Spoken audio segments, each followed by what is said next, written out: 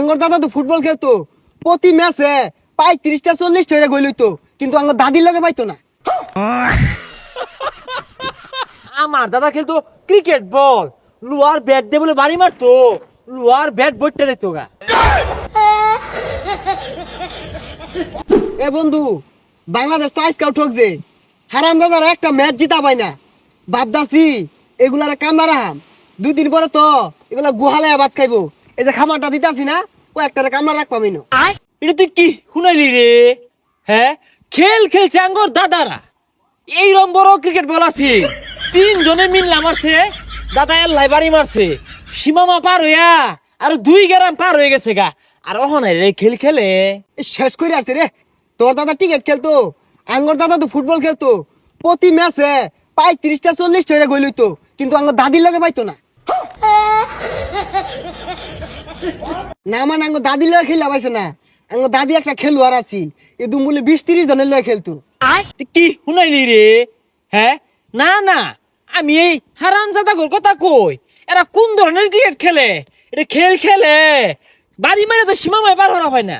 আরে সীমা না, সীমা না, আঙ্গর দাদা খেলতো বল, মেসি বলে আঙ্গর দাদার লগে 5 দিয়ে একটা না 6 মাস দৌড় মারছে, তাও দাদার একটা পুরা ধরার পাইছে না। এটা তুই কি শুনাইলি রে? হ, তোর দাদা খেলতো ফুটবল, আমার দাদা খেলতো ক্রিকেট বল, লুয়ার ব্যাট দিয়ে বলে বাড়ি মারতো, লুয়ার ব্যাট বইটা দিত গা। কি কস? তোর দাদা এদুম প্লেয়ার আছিল, আঙ্গর দাদাও বেড়া খেলোয়াড় আছিল। একবার আর শট মারছে বল মাদে, বল যায় স্টেডিয়ামের গ্যালারি ভাঙ্গি আসছে। হ্যাঁ, তাহলে তোর দাদা তোর দাদির লগে পাইলো নাকি? আমি বুঝি না, দাদা তো বহুত বড় বড় স্টেডিয়ামে খেলছে, কিন্তু দাদির স্টেডিয়ামের সীমানা খুঁজে পাইছে না, বেড়া বড় আছিল মনে হয়। হ, ওই কথাটাই, দাদা যেহেতু বিশাল খেলোয়াড় আছেন, আমি তো দাদার নাতিন, কিছুটা শিখছি। এই ইংল্যান্ড খেলা হয় না, অন্য আমারে লয়ে যায় খেপ খেলবার লাগিয়া। আর ইংল্যান্ডের সরকার না, ছোটখাটো খেলা হইলে আমারে ডাক দেওয়া ছাড়া খেলা শুরুই করে না, ওই খেলাটাই খেলি আমি।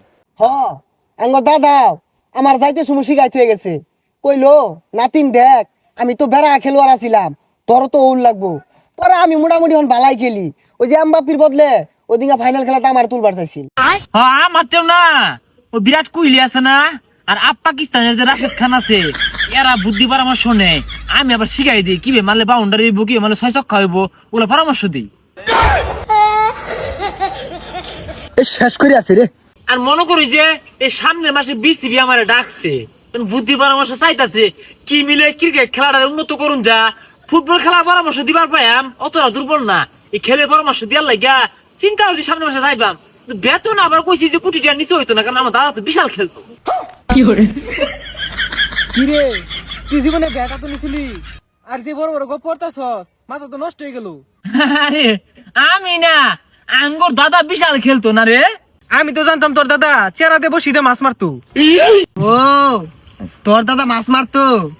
আঙ্গর দাদা আছিল খেলুয়ার, ইংল্যান্ডে কয়েকদিন বরাবরই খেলতো, লিগে ডাকতো ইংল্যান্ডের। এই তোর দাদা না বাড়ি বাড়ি ঘুরে ফিরার মধ্যে বয়া চুল কাটতো মাইছের, নাফিত না আছিল তোর দাদা? তোর দাদা খেলো আর কোন দিনের আছিল রে? ও, তোর দাদা চুলা খাইতো। তুই অত বেড়া আসাপসি মারলি, তোর দাদা বলে লুয়ার ব্যাট দিয়ে গেল, লুয়ার ব্যাট বলে ভাঙিয়ে গেত। তোর বংশের মধ্যে কেউ টিকিট বলা তুলিছে, আর বড় বড় গপ্প এই তোর দাদা জীবন এই রাখে তো খেললা দেখছে, আইরা বড় বড় গপ্প মারাইতেছ, যাইতেছ। বন্ধু এগুলো বলতো না, আমরা যাই গিয়া। না, এখন লাগে আঙ্গুর বন্ধু না। হ্যাঁ, আমরা যে খেল খেলছি আঙ্গুর দাদারাও খেলছে, আমরা না বাংলাদেশ ক্রিকেট খেলা ফুটবল খেলা পরিবর্তন ঘটাইবা। হ্যাঁ, আমার দাদা আছিল খেলুয়ার।